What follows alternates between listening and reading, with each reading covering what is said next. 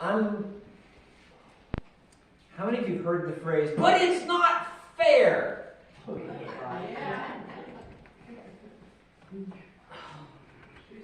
it's not fair. You're not being fair. I might have heard that a time or two from my child, or uttered it myself. How many of you parents have ever had your children sitting at the table? You give them a piece of dessert or a piece of meat or whatever. Theirs is bigger than mine. It's not fair. And it's, yes, it's true that hopefully that whiny sound stays in childhood, but the attitude never leaves us. Hopefully the whiny sound goes away, but if you listen very carefully, you hear it in nearly every politician speech. Yes, indeed. Something's not fair, and I'll fix it. Good luck. Oh, don't worry. Something's not fair. You're being put upon. I'll fix it. Mm-hmm. We seem to think we want the world to be fair. That everything needs to be fair and just. Well, I have good news and I have bad news. The good news is that God is just. The bad news is that God is just. And as we talked about a minute ago in the communion meditation, is that if God is perfectly just, we have a problem. Because I am owed death. So do you want God to be fair? Because if God's fair, we're all in real trouble. There's a song, a Christian rock song that I'm a fan of that has a line in it that says, "The beauty of grace is that it makes life not fair." Mm-hmm. But God is just. God doesn't play favorites. We are all equal under the law. And last week we began a new series in the book of Romans, and Romans is a fascinating book. There's no way around that. This book is one of the most packed books, and if you begin to read it, there's no real place for your mind to rest. The book is full of information, and it has many questions that need to be answered. But I want to explain. He's going to start this morning. He began with a greeting, but then right out of the gate, Romans hits you right between the eyes. It doesn't give you a chance. It just punches you right in the mouth. And it's because, I'm going to teach you a big word this morning. Do you know the word, can anyone define the word syllogism? Yeah, it's a big word. Does anyone know that word, syllogism? I wish I could, but I don't spell well. It has a Y involved. Okay. I should have put it up on the screen, but I didn't. A syllogism, you use them all the time, you just don't know you use them all the time. It is a form of logical thought that premise, conclusion. Example. I live in America. It's Sunday morning. It's 10 o'clock. Therefore, I should be in church. Premise, conclusion. We found him at the crime scene, holding the knife, covered in blood. We think he did it. Premise, conclusion. Okay? You use them all the time, you just didn't know that's what you called them. This is normal Western logical thought.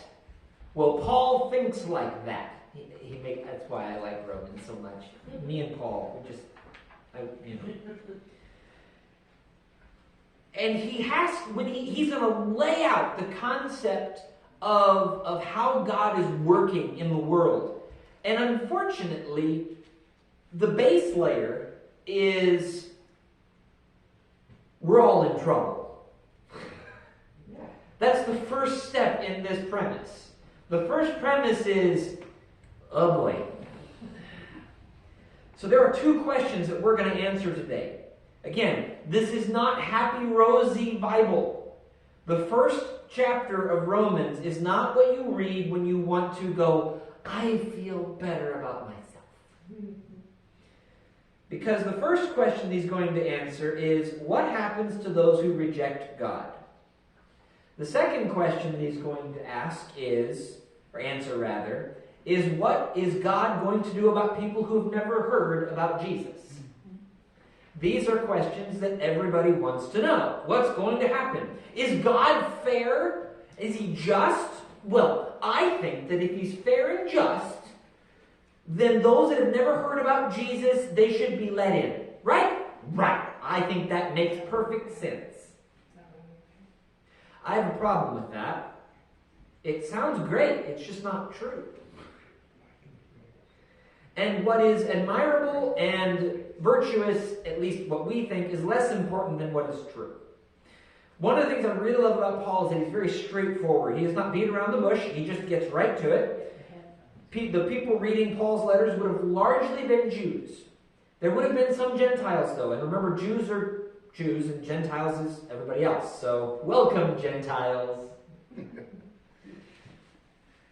That's us. The Jews were kind of convinced that they were special, and he will answer that next week. But they were convinced that they were special, and they were somehow going to escape God's wrath, largely because of who was their great-great-great-great-great-great-grandpappy, and the fact that they were so good. But the culture of that day, it is a common... If you want to make me uncomfortable, don't. But if you want to make me uncomfortable, one of the church conversations that I don't like getting involved in, and I will tell you why, sounds a little bit like this. Boy, this country's going to hell in a handbasket. Kids these days, they just don't know how to behave and this, that, and the other thing. And boy, it was better when I was young and all these... I'm sorry. People are people and have been people throughout history.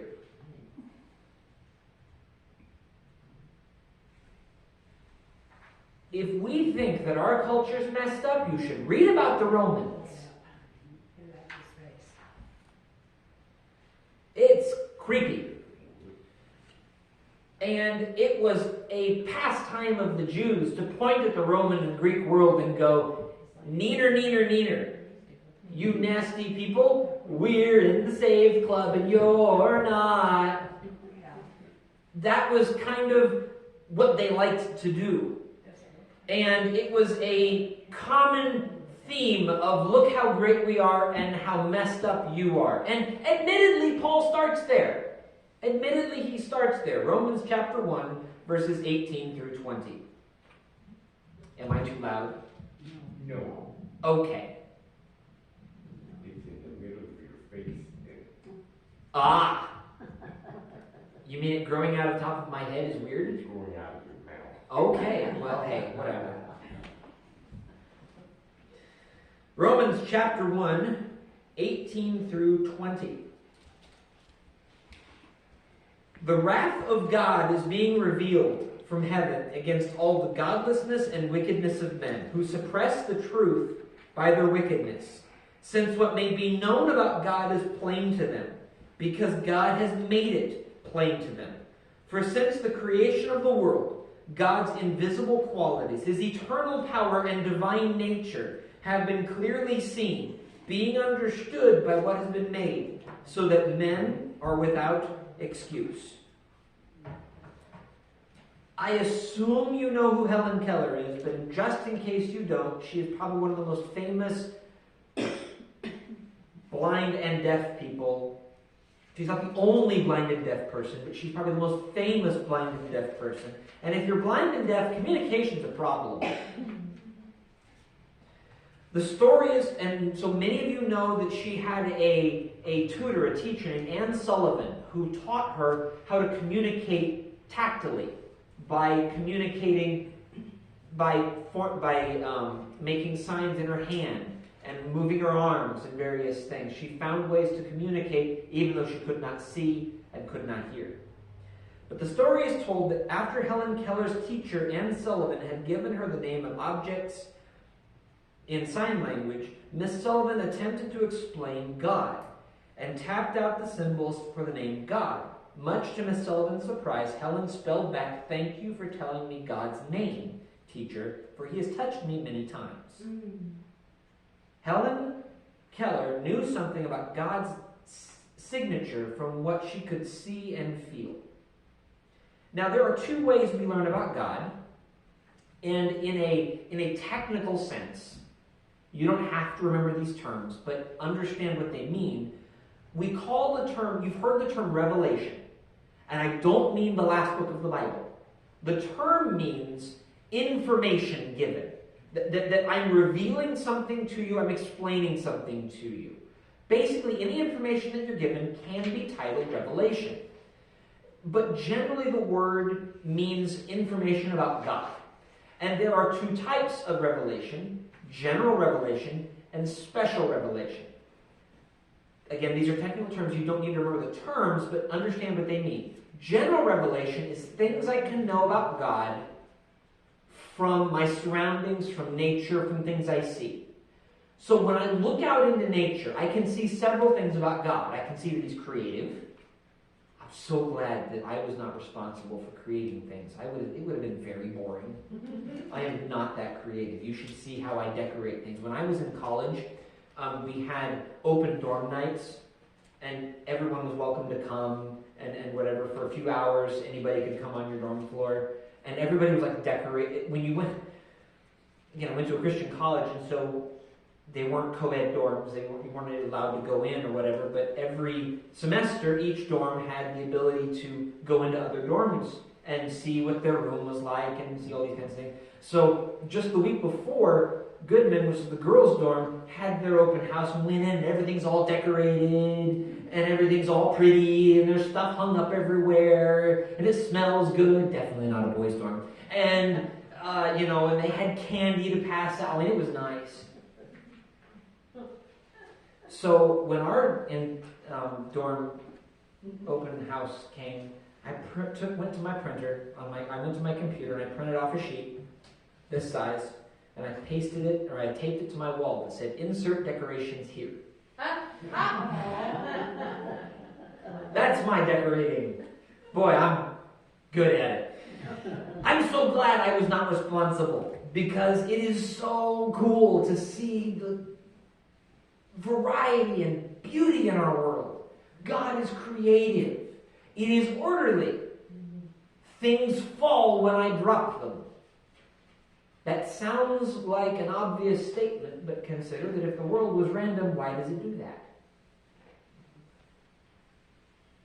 There are many things we've learned through science that are just always are. Well, why?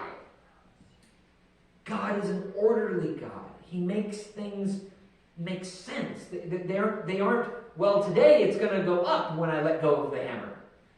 The things follow a pattern. There are things I can learn about God. But there are things I can't know.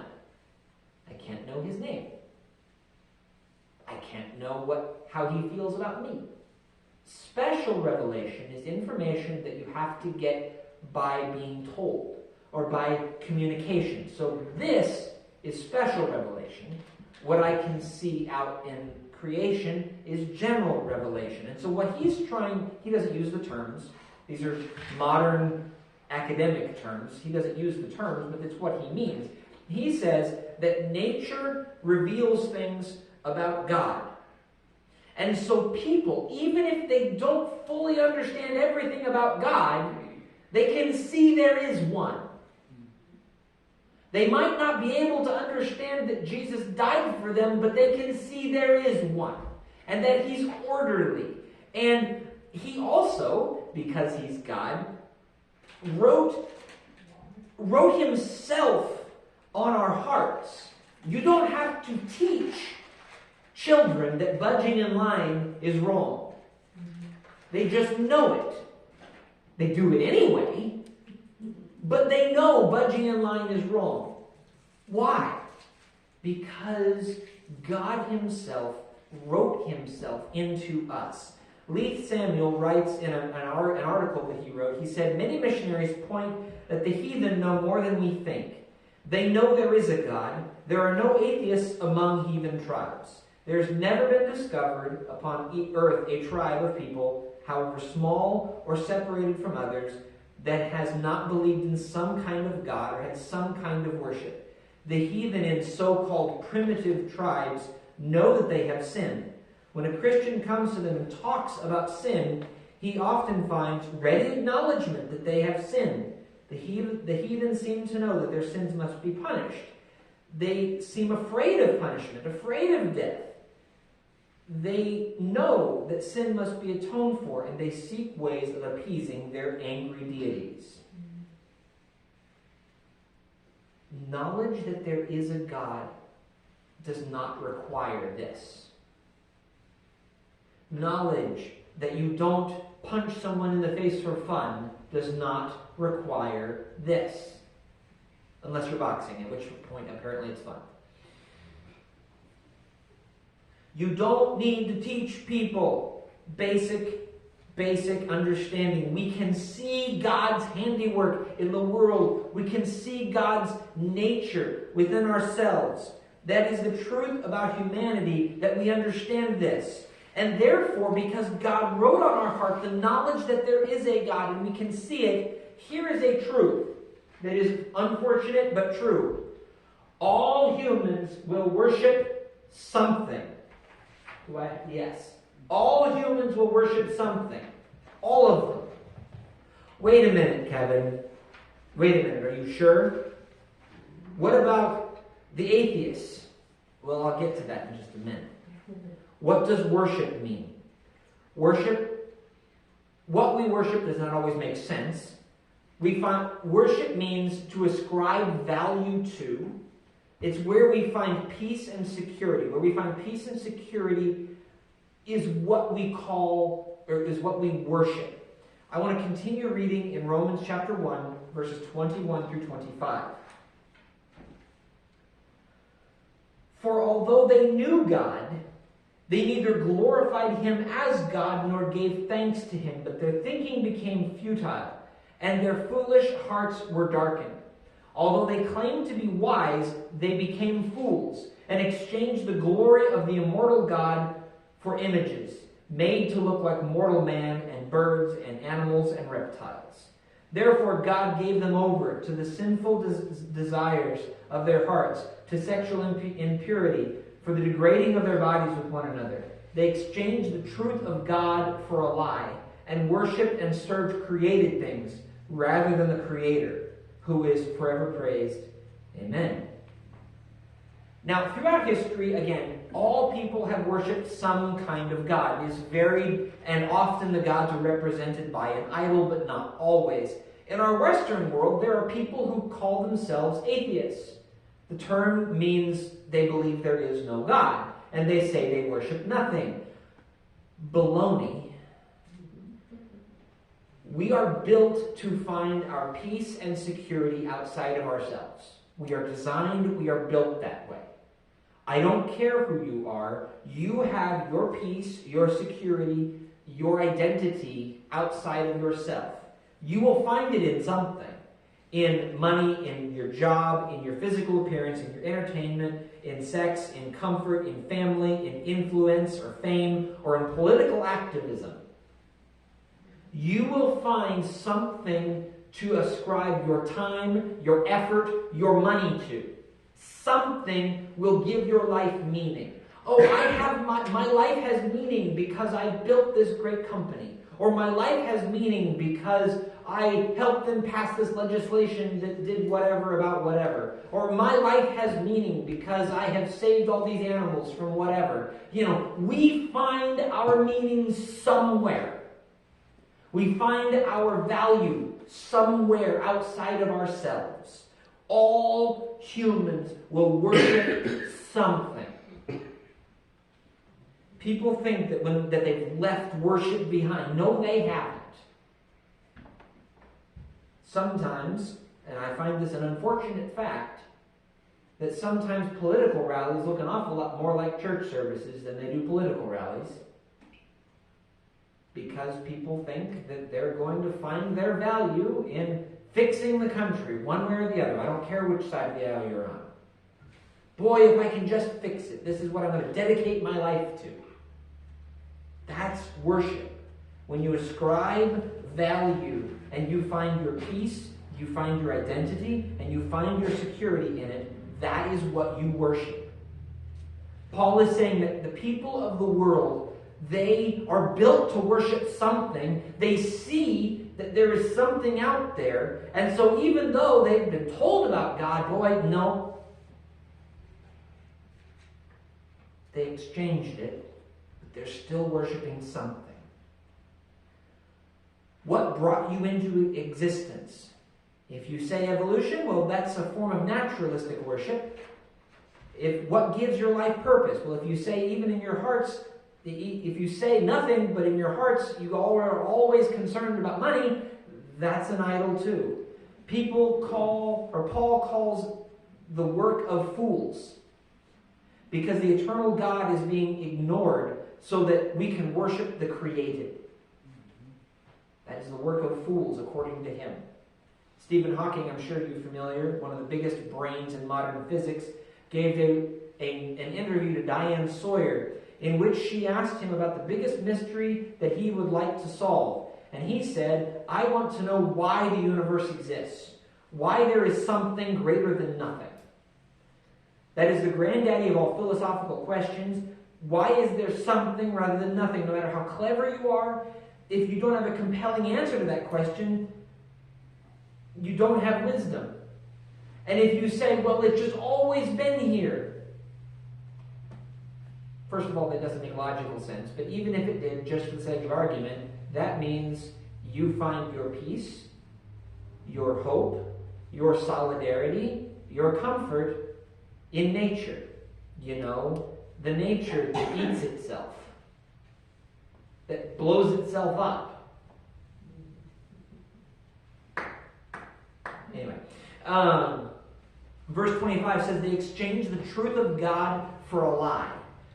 When we accept what is fake and false, we always suffer. The truth of God will set this world free, but the substitutes that we had are offering nothing but a facade. When we accept substitutes, we do exactly what Paul said the people are doing, that he was speaking of. They are not worshiping God as God, but rather the created. They were not thanking him for what he is and what he does. Giving thanks to God is perhaps the most basic responses that he has for what he has done for us, for what he has made. If for no other reason than that we have the creation that we have to enjoy. I'm personally a fan of pie. Thank you, God, for pie. Black raspberry pie, if you're curious. Black raspberries, greatest thing. Oh. Not red raspberries. They're good, but they're not black raspberry good. Anyway, sorry about that.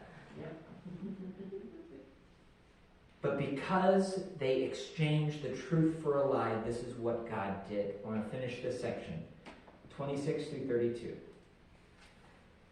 Because of this, God gave them over to shameful lusts. Even their women exchanged natural relations for unnatural ones. In the same way, the men also abandoned natural relations with women, and they were inflamed with lust for one another. Men committed indecent acts with other men and received in themselves the due penalty for their perversion. Furthermore, since they did not think it worthwhile to retain the knowledge of God, he gave them over to a depraved mind, to do what ought not to be done. They became filled with every kind of wickedness, evil, greed, depravity. They were full of envy, murder, strife, deceit, malice. They are gossips, slanderers, God-haters, insolent, arrogant, boastful. Isn't this quite a list? They invent ways of doing evil. They disobey their parents. Where's Tabitha? They are senseless, faithless, heartless, ruthless.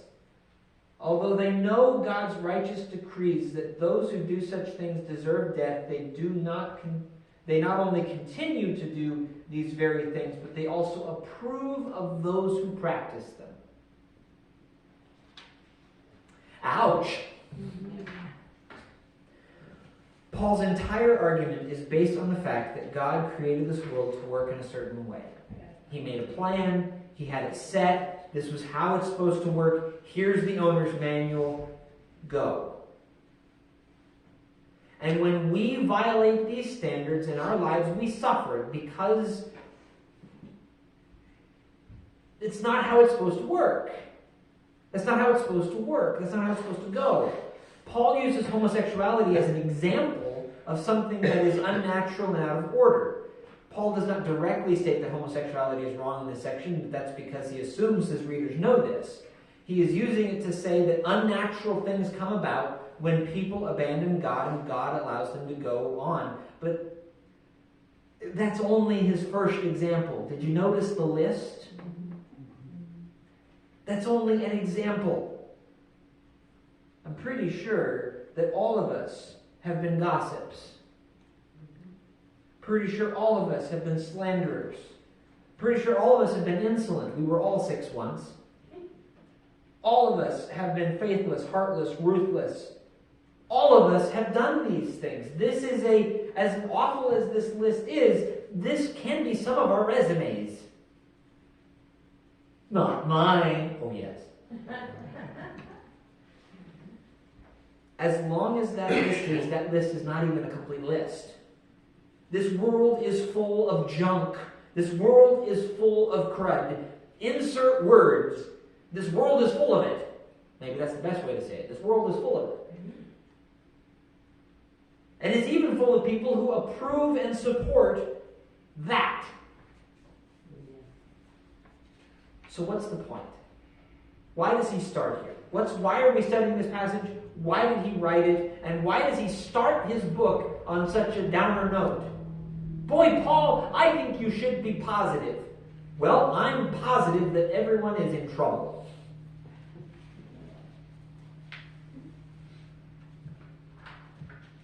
It is a general principle that if you're going to understand how much you need salvation, you have to understand how deep trouble you're in. Sometimes it takes the doctor telling somebody that if you don't lose weight, you're going to die before they get about doing it. Well, he's not talking about your physical health, he's talking about your spiritual health, but you're going to die, so figure it out. He wanted to show the world that it was in need of saving grace, and there's no one that is exempt from that. Not even those who have not yet heard the truth, which is why we need to go tell them. Ignorance is not an excuse. I wish it was. That would make life simpler. More people would get into heaven if I just stayed home. But that's not how it works.